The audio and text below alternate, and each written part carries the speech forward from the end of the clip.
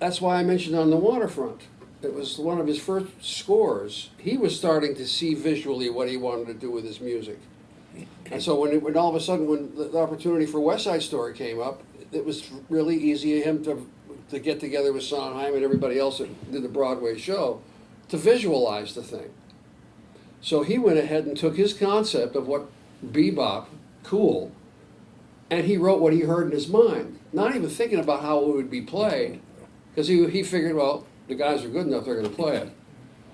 Well, it was very popular, that specific sound. And I don't mean in the world of movies. I mean that in commercial popular music in the 1950s, jazz, bebop, that was heard all the time, and that's what it was emulating. It wasn't just that this was some cool orchestrational device. This was actually taking from pop music and putting it into Broadway, because that's Lenny's thing, is that he takes pop music and classical music and blends them, and he does it about as well as anybody has. So the part of a movie and the part of concert music that dates the fastest is the electronics. There's nothing that says 50s like a theremin.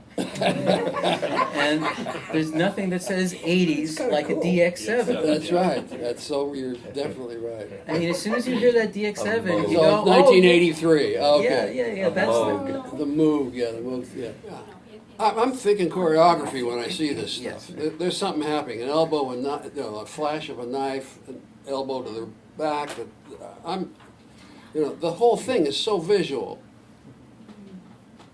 I think that's maybe the only reason why I say that. Maybe it's because after 40 years of doing film, that I think visually, and I think most composers have to think visually.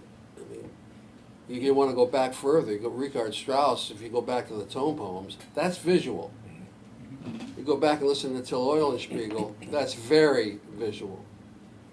I think Strauss probably would have been the greatest film composer that ever lived if he had been born 50 years later. He probably would have dominated the film industry, like Korngold did.